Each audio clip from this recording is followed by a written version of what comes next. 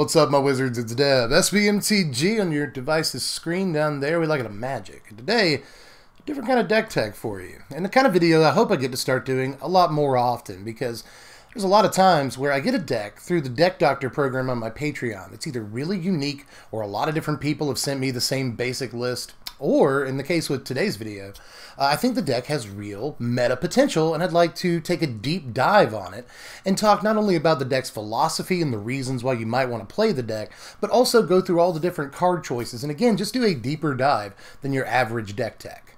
Now, with all that said, the patient today is Rakdos Sacrifice, a deck that I've been playing for a couple of weeks now on Arena, trying to get it into shape for this video. And in fact, in a couple of days, I'll be putting out Arena gameplay of this deck for you to check out. But in the meantime, before we get to it, just remember to like this video if you possibly can, because a lot of work went into it. And in fact, I've been kind of running myself ragged lately with the workload. So make sure, if you want to help your boy out, like the video, check out the link in the description of TCG Player, pick up any pieces you need for the deck, all that stuff. And of course, if you want to see your deck doctored on the YouTubes, then check out the Patreon link in the description too. But let's go ahead and get to it with the most important question you need to ask yourself when building any deck. Why play this deck over a different deck? Now, it's not like you don't already know this part. I'm not telling you anything new here at the beginning, but building a Magic deck can be an expensive affair. You know, it's hard out there. Money doesn't grow on trees. To make matters worse, Standard rotates, so you want to make sure that you're making the right choice before you bring a deck into Standard. It's got to mesh with your play style, it's got to be fun to play, and sometimes just as importantly as those first two things, it's got to win games on occasion. Now, I think the first deck that comes to mind when comparing Rakdos Sac to other decks is very likely Martyr Aristocrats. What do we do better than them, and why should we play Rakdos instead? I feel like this is actually one of the easier questions to answer in the video. First of all, Martyr Aristocrats is a 3-color deck, and that will just lead to less consistency as a matter of course, and more stumbles in the mana production at the beginning of the game, and an aggro deck really can't afford that. The best reasons to play Martyr Aristocrats right now are probably Cruel Celebrant and Sorin Vengeful Bloodlord. If we're trying to go as fast as possible in a Rakdos Sacrifice deck, which we definitely are, then these cards aren't really worth considering too much. Yes, Sorin is an amazing advantage in the later game, leads to great recursion, and makes our creatures amazing in combat. It also goes well with some of our dies triggers that deal damage and whatnot. So Sorin is a very, very good card, but it costs too much. I'm keeping the curve below 4 in this deck. It's the same reason that a lot of 3-color decks don't want cards like Heroic Reinforcements. They're aggro decks. They're trying to go well under everything right now, including things like Baby Teferi and Cry of the Carnarium, and 4-mana cards just aren't very good at doing that. So consistency and speed, probably the best reasons to play Rakdos Sacrifice over a deck like Martyr. But what about other decks? For instance, Mono Red Aggro, which is another deck that comes to mind when comparing aggro decks to Rakdos Sac. Well, honestly, we're a completely different deck than Mono Red. You see, Mono Red only plays about 20 creatures in its main deck, and it's a very spell-oriented deck. We are not at all. In fact, we have a 3-drop that requires, effectively, that we play a lot of creatures in our deck. 28 to 30 is probably where we want to be in Rakdos Sacrifice. Not only because we have to have creatures to sacrifice, that much is a given, but also, again, because our key card requires us to have a lot of small, sacrificable creatures on the lower end of the curve. So, we're in almost no way like Mono Red Aggro, because we don't really get to play too many burn cards, we don't get to spend too many slots on spells like Light Up the Stage as much as we would want to, or Skewer the Critics, again, as much as we would want to. We have to make hard cuts in a deck that needs to play close to 30 creatures. In fact, especially after playing the deck for a while on Arena, I think it actually compares most closely to a deck like Mono White Aggro, believe it or not. Not only do we have a ton of 1- and 2-drop creatures we're trying to hit the board really, really early to take advantage of our 3-drop Anthem effect. Basically, Judith is our Banalish Marshal, if you want to look at it that way, and you probably should, because that's usually how the deck plays it.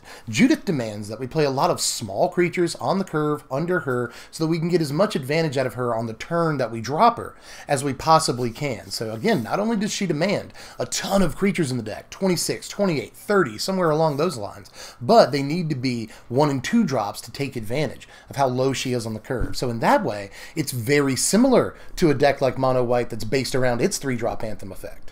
This deck does 3 things better than a lot of other aggro decks in the format, and Judith personifies all of these things. First of all, we play through sweepers better than just about any aggro deck in the format. Now, Mono White does have creatures like Hunted Witness, Tithe Taker to kind of play through sweepers, and Mono Red has cards like Chandra and Experimental Frenzy to keep drawing cards and keep the pressure up even after a sweeper. So it's not like other aggro decks don't have ways of playing through those board wipes, but we have by and large far more ways of playing through wipes.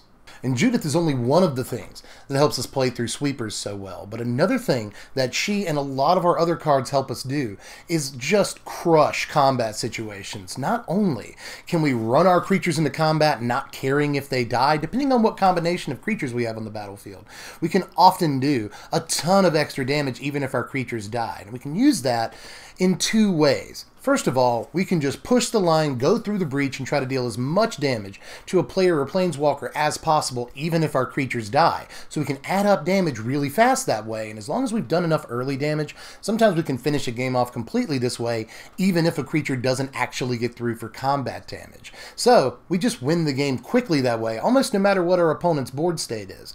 But another thing we can do with Judith and a ton of our other cards is to just bully rag other aggro decks in combat. We can either hold off other board states by just keeping up a Judith or another, like a Footlight Fiend, other creatures that have dies triggers or something happens when another creature dies, anything like that. We can just use to hold back big board states, keep them from attacking into us. Or again, we can attack into them, and if they deign to block and a couple of our creatures die, we can distribute damage in such a way that it takes out bigger creatures. This deck trades up very easily. So that sort of takes care of all of the critical bullet points of our philosophy. Go fast, be as consistent as possible, bully our opponent in combat, get through damage even when blocked, and play through sweepers. Our deck does all of these things very, very well. Be careful though, you have to be realistic and not naive, and understand the limitations of a card like Judith and a deck like Rakdos Sacrifice for that matter. Not only are there cards like Shock and Moment of Craving holding Judith back from seeing real play right now, but there's also Cry of the Carnarium, which sees heavy play in Esper decks and a couple of other decks right now, and it just wrecks us. You have to play around Cry of the Carnarium if you're going to win the game. But remember, you can always just not overextend, hold as many creatures in your hand as you can, wait for the Cry, and then pounce. And of course, you can always hold up cards like Heartfire in your hand to not only respond to the Cry of the Carnarium, but put a creature in your graveyard rather than in exile, which can be important sometimes too. You can beat Cry of the Carnarium, but it's probably the #1 card that you need to look out for. Now, Judith might be the best reason to play the deck, but that doesn't mean she's the only reason. So, before I go through all the 1s and 2s and 3 drops for the deck that you could potentially play, and go over why or why not we are playing them, what I'm going to do is just talk about all the most important sort of cornerstone pieces for this deck. Again, Judith is at the top of that mountain, but there's at least 3 other cards that I feel like must be played in this deck. The first one is Dreadhorde Butcher.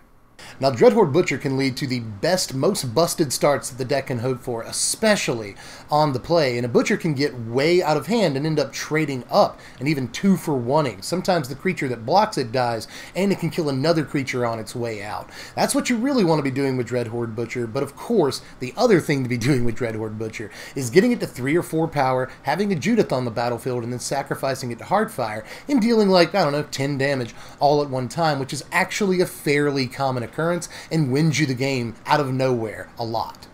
But of course, there's also Heartfire, guaranteed 4 of in the deck, and actually perhaps the other best card for the deck, aside from a card like Judith. To me, this is tied in playability with a card like Dreadhorde Butcher, and they go together very well, as I've just mentioned.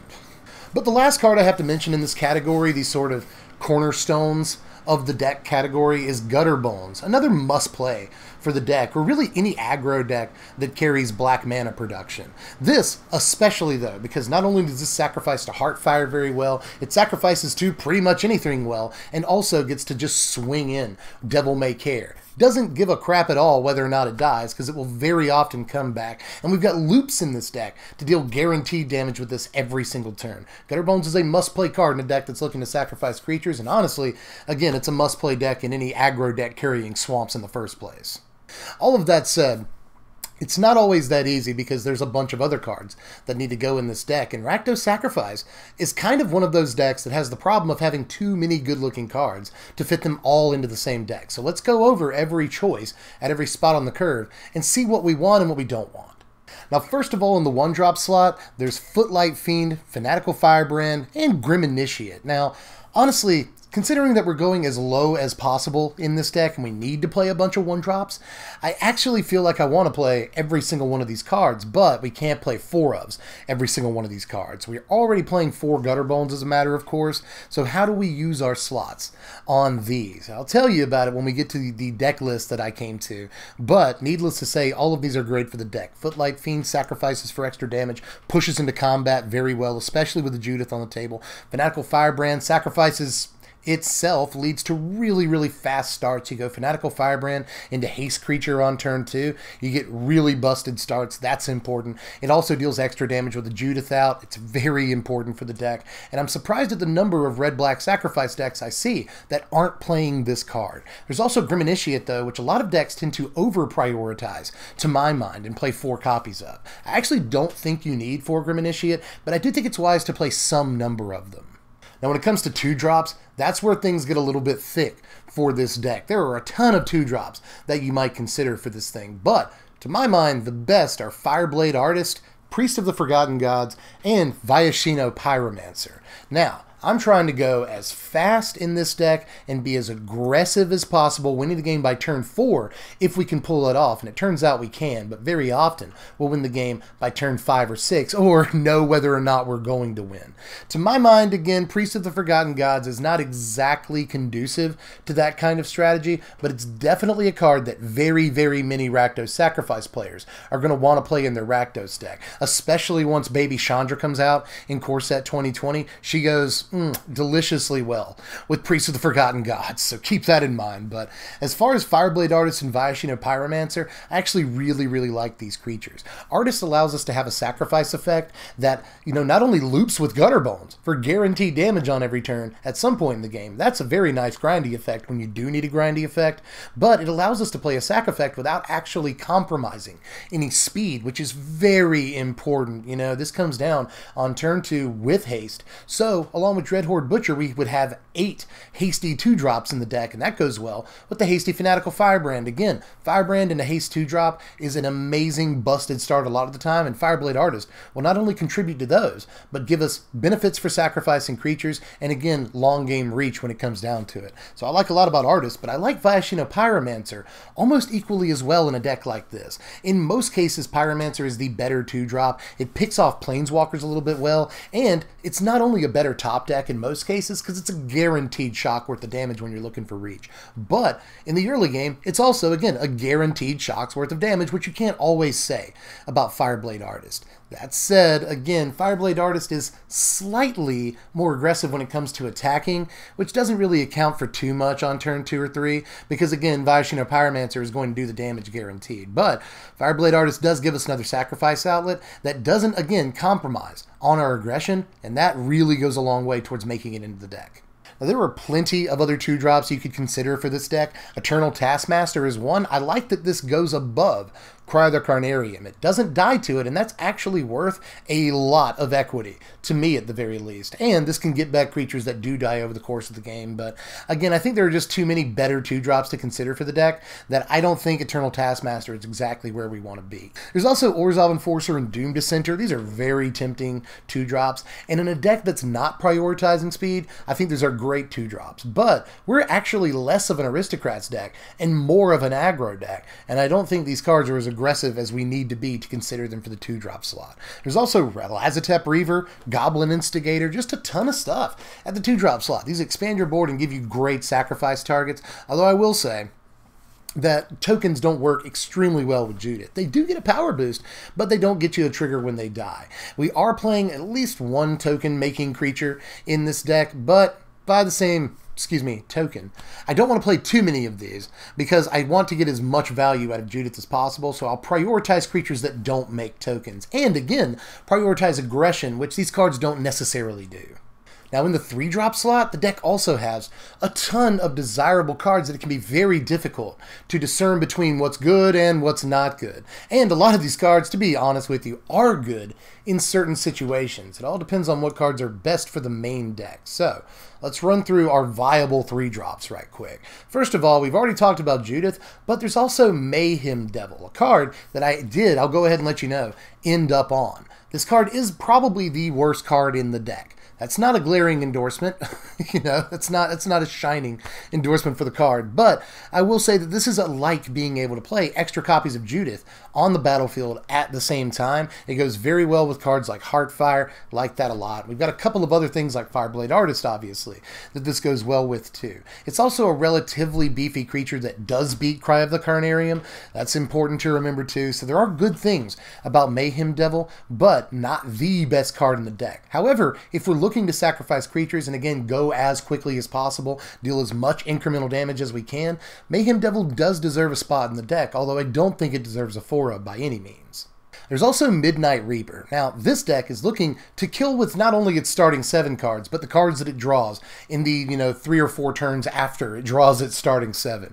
We're not actually looking for this kind of grindy value in the deck outside of the sideboard. I think this is more of a sideboard card than anything else. But it could go in the main deck, and obviously I wouldn't fault you for that. Again, especially in a more grindy, higher curve, sort of mid-rangey Rakdos Sacrifice deck. But I do believe that deck is a trap in this format right now. If we're going to go through the trouble of playing Rakdos Sacrifice in the first place, I cannot stress this enough. It is very important to go under a lot of the mid-range and control decks in the format right now, and honestly, if you try to play a Rakdos Aristocrats deck that plays 5 and 6 drops, you are just going to get blown out of the water by an Esper deck. Maybe Teferi will come down and ruin your entire day, and it's not going to be fun. There's tons of other cards in this format right now that are very good against the mid-range Rakdos Sacrifice strategy, and again, we really need to prioritize speed if we're going to win games, and cards like this aren't really speed-oriented. There's also Tybalt, which is definitely worth consideration, especially in the sideboard. If we come up against decks like Esper that will gain some life through tricks like Absorb, or on Arena, especially in the lower and middle ladders, you'll come up against the white-black life gain deck very often, a little too often for your comfort, I would imagine. This card is very good against them while also giving us great sacrifice targets that not only have baked-in dice triggers, but go pretty well with other dice things, not necessarily Judith, I will say that much. These are tokens that don't work with Judith, but they're great to sacrifice to a Heartfire or just run into combat. You can sacrifice them to a Fireblade Artist. They work really well that way too. So there are lots that you can do with these tokens in this deck, and Tybalt himself has a great passive for making sure that your opponent doesn't make you count to 28 instead of having to count to 20. Now, some other 3-drops that are at least worth looking at for the deck are Issaret the Awakener, Plaguecrafter, definitely, and even Ravenous Harpy, especially if you're on a super budget. Harpy is a great 3-drop for this deck, but I don't think it's worth consideration for high-level play. Although, again, the deck needs a good flying creature, especially this kind of low on the curve. This serves as a Nantuko Husk that we have to pay mana for, which isn't always good, but the threat of activation is still good on this card. I don't mind Ravenous Harpy, and I think it's worth looking at, but I don't think that it's the best option for the deck, especially in the face of so many other good 3-drops in a deck where we don't want to play that many 3-drops, to be honest with you. So things like Plaguecrafter look a lot better to me, especially for sideboard consideration. This is decent against Planeswalker decks.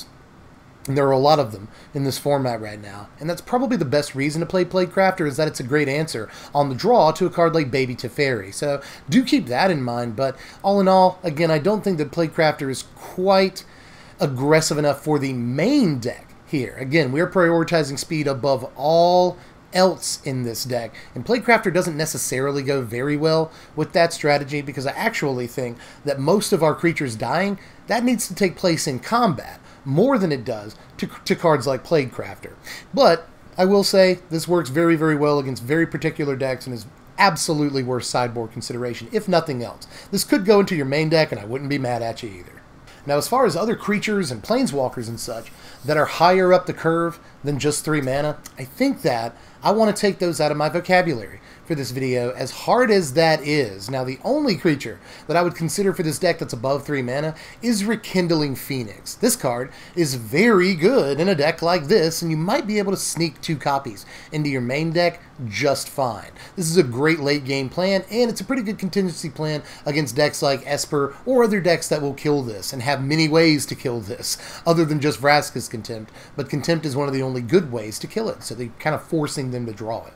It also goes very well again with sacrifice effects like Heartfire and even Fireblade Artist if you can't get it through for if you can't get it through for combat damage that turn. This is another thing that you can just loop for 2 damage for free every single turn and just kill with Fireblade Artist if that's what you need to do. But it's a flying creature that gets through for damage. If we can do enough early damage, Rekindling Phoenix will often finish the opponent off. So I definitely think there are reasons to consider this card, but it ended up in my sideboard and not my main deck, at least for the time being. But this is definitely one of the cards that I've struggled with the decision of main deck or sideboard the most. But in sort of pursuit of keeping the curve as low as possible, this card will often come in for Game 2, but isn't available in Game 1 because, again, I want our cards to cost next to nothing. Also, it's important to note, this deck is more interested in double spelling on turn 4, 5, or 6 than it is in playing one big spell. So again, not only cards like Rekindling Phoenix, but especially cards like God Eternal Bantu and even Liliana Dreadhorde General that look really good, again, for a more mid-rangey version of this deck, are kind of out of the question for a very, very aggro deck. But there are a ton of spells that could go in this list too, so I want to run through all of these real quick just before we get to the list that I actually ended up on, and I'm going to be playing on Arena in a day or two here. So as far as other spells we could be playing besides just Heartfire, there's also Spark Harvest. I want to start on this because there's a little bit of tension here. We can't play all of the sacrifice effects in our deck, so we can't have Fireblade Artist and Heartfire and a ton of other cards that we have to sacrifice creatures to because we have a limited amount of creatures, and we don't want cards that are only good if we have a creature to sacrifice. We don't want more than a very specific number of those cards. Spark Harvest, though, has the benefit of effectively being a 5-drop. Again, we don't want it to have to be a 5-drop, but if the game does go later than we'd prefer, we can just cast this for its casting cost, and that's nice some of the time, but this also goes very well with Judith, Footlight Fiend, Dreadhorde Butcher, sacrifice a Dreadhorde Butcher, kill that Planeswalker, and kill one of your creatures with the Butcher trigger. There's a lot you can do with Spark Harvest in the deck, and it did find its way in, but not in, copious amounts. There's also Angrass Rampage, which surprised me by making its way into the deck and being a premier performer. This card has impressed me so far because not only is it a great card in its own right, and it's been praised for its ability to do what it's intended to do in the first place, which is make your opponent sacrifice Planeswalkers. A lot of the time this effectively targets Planeswalkers because it only costs 2 mana, and when your opponent plays their first Planeswalker, you can cast this, and effectively it just says destroy target Planeswalker, unless that Planeswalker is Tamiyo. That does kind of suck, but if it's anything else, or your opponent doesn't have a Tamiyo out to begin with, this is a very good card against walkers, but it's also great against turn 2 creatures and such. This clears the way for Dreadhorde Butcher on the play to get through against their 2-drop. That's very good a lot of the time too. And Angrass Rampage has had a lot of spread of options for its intended purposes, but also it gives us another sacrifice effect. It has a tertiary, use in this deck, and that makes a card that's already good way, way better. There's also a lot of spells and enchantments that draw cards, and I feel like this deck does want at least one main deck piece that helps us get some card advantage if the game goes, again, later than we'd want it to. And our spread of options here is wide. We've got Theater of Horrors, Experimental Frenzy, Light Up the Stage. Now, we can't play Light Up the Stage because I'd want to play 2, 3, 4 copies of Lutz, but we really don't have slots for that many spells in this deck. That's why we're not playing Burn. I know that's controversial, but we're not playing Skewer the Critics. We're not playing Lightning Strike. Even though you could play like a one-of Lightning Strike, if you wanted to do that, I just don't think that we have the slots to play 16, 20 spells in our deck because, again, we have to prioritize creatures. It's not something I want to do, but again, these are hard cuts that you realistically have to make in the Rakdos Sacrifice deck. It's very easy to compare this deck to Mono Red, but again, it's nothing like Mono Red. It doesn't want these burn pieces, and it doesn't have the room for multiple copies of Light Up the Stage. We really just get one It's like Spider-Man. Everybody gets one. We get one main deck slot for a card advantage engine, and it's either going to be Experimental Frenzy or Theater of Horrors. Now, on to the deck that I ended up on, which has some controversial decisions in it. Don't get me wrong, but I'm going to try to justify all of these as much as I can, and I'm going to show you gameplay of the deck in a couple of days so that you'll know it's a decent deck that I have a lot of confidence in. And again, the whole reason that I've decided to profile this for a deck doctor is that I think it has real potential in the standard meta right now. Now, as far as how I built the deck, we start off on 3 Judith. Again, I think you could push it to 4 here, but I went with 3 just because it's legendary. That said, this is one of those decisions that I feel like if we could make a slot elsewhere, it would probably be worth it to play 4 Judith. But I'm also playing 2 Mayhem Devil, which is like playing a 4th and 5th copy of Judith for some, if not all, purposes. Now, when it comes to 1-drops, we're really going off the deep end. We need to play a lot of 1-drops in this deck, though. Not only do we need a 1-drop creature on turn 1 pretty much every game if we're going to get the most juice out of our turn 3 play, but we need to be able to have the ability at the very least to drop a 1-drop into 2 1-drops on turn 2 if we don't, say, have a Dreadhorde Butcher or Fireblade Artist on turn 2 in our opening hand. It's sometimes nice to just be able to play 3 1-drops over the course of the first 2 turns and then play a Judith, because you get a lot of juice out of that Judith when you attack in that turn. That said, we're on 14 1-drops here. We've got 4 copies of Fanatical Firebrand, 4 copies of Gutterbones, 4 Footlight Fiend, and 2 Grim Initiate. Now, to my opinion here, I think Grim Initiate is one of the softest slots in the deck next to Mayhem Devils. These are definitely slots that you could play with and do what you wanted to at your leisure, and it wouldn't make me steamed or anything. This is your deck. You do what you want with it. And I feel like there's a lot of cards that could go well in these slots, but Grim Initiate is obviously great to sacrifice to a Heartfire or a Fireblade Artist, or just jam into combat, not care if it dies. It's great alongside Judith, not the token, obviously. The token still gets the boost. So you can sometimes just get a total of like 4 power over the game out of a Grim Initiate, but obviously the token won't give you the dies trigger. But Grim Initiate will, so it's very easy to run this into combat with the Judith out and not give a crap whether it lives or dies. So Grim Initiate is a fine 1-drop, but again, I'm not playing a whole bunch of copies of it. I think all of our other 1-drops are just better. Now, in the 2-drop slot, we've got 4 copies of Dreadhorde Butcher, 4 Fireblade Artist, and 2 Viashino Pyromancer. Now, I prioritized Fireblade Artist for this list, again, because it's a sacrifice outlet. We need that as much as we can get, and again, this one doesn't sacrifice on aggression whatsoever, and I love that about Artist. Again, it's haste just like Butcher, so it leads to really fast starts. We need that as much as possible. Again, we're trying to count to 20 in this deck, and very often we can finish the game with that 8-point Heartfire towards the end to get into the red zone, but we have to deal some damage to them in the first place, in the early turns, to make that play finish the game in the first place, and so hasty creatures like this are very important. Obviously, Viashino Pyromancer is awesome, though, too, for all the reasons I've stated, and I feel like, you know, in most cases it's the better card than Fireblade Artist, but all of that said, I think in this deck specifically, we need Fireblade Artist a little bit more because it's a sacrifice outlet. Now, on to the spells in the deck. I'm running 4 copies of Heartfire because that's a given, but I've also run 1 copy of Spark Harvest and 3 copies of Angrass Rampage. I was on 4 Angrass Rampage for a while, but it turns out that you want a 3-1 split with a different card. I like 3 Angrass Rampage, but that extra card can either be this Spark Harvest or even a Lightning Strike if that's what you wanted. Sometimes you just draw a Lightning Strike and kill them if you're looking for reach, and that can be very important, so don't think that I don't think you can't play some burn in this deck. A 1 or 2 of Lightning Strike is definitely acceptable, but with the 3-1 split, I took Spark Harvest. This does give us another card that we have to sacrifice a creature to if we don't have enough mana to just cast it, which is a little lame sometimes, you know. Again, we can't play too many sacrifice outlets in this deck. That can be a problem, especially if we've just got swept, we don't have any creatures on the board, we had a slow start, whatever. Cards like this get much worse, but it's very important in this deck to have the ability to not only get that sacrifice trigger when you do want it, get those dies triggers off of Judith and whatnot, but also be able to kill really big creatures that you can't kill with Heartfire, or Judith damage, or Footlight Fiend, or even Dreadhorde Butcher when it gets big. They're just going to be creatures that go way above us. Spark Harvest can not only deal with those, but it can deal with Planeswalkers as well. It's a very important card. And to finish off the non-lands in the main deck, I went with one Theater of Horrors. This was a very difficult decision between this and Experimental Frenzy, but I went with this, if only because it's a little bit lower on the curve, and it's very easy that will deal damage in this deck. And obviously Theater can deal damage itself, which can be pretty decent in long games if the game does go a little bit long.